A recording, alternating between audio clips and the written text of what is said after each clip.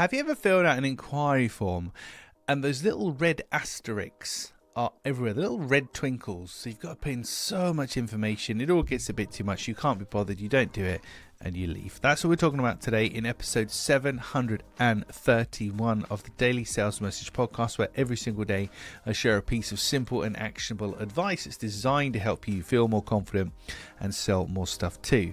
Now, I had a client recently where their inquiry form needed a little shaping up, so we worked on that, and one of the things was required fields. Now, most people have the problem where there's too many required fields, and that's a little red asterisk, too many of them, and it becomes onerous. People don't fill out the form and they leave. But for this particular company, actually they didn't have enough of them. There was a couple of key pieces of information on that inquiry form that weren't mandatory, so you could send through an inquiry that was perhaps lower quality than it could have been, because those forms weren't mandatory. Now, we don't want to go, the fields, weren't mandatory.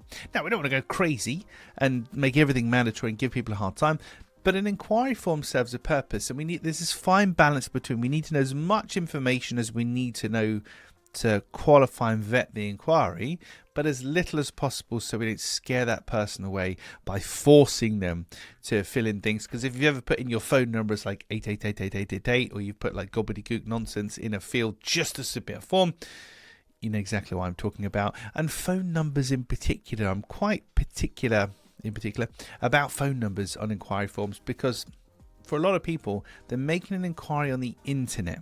They're filling out an online form. To share my phone number, then to have a call back, I might not be comfortable with that, but you've kind of forced me into it. And I know I'm not alone there.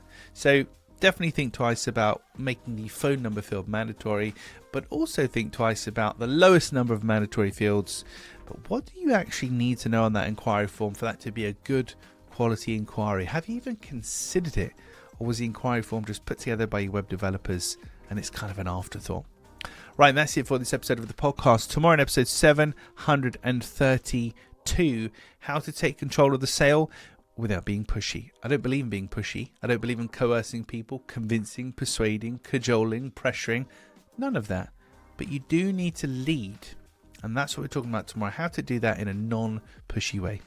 In the meantime, thank you for listening or watching all the way to the end. I appreciate it. I'll catch you tomorrow for another exciting edition of the Daily Sales Message.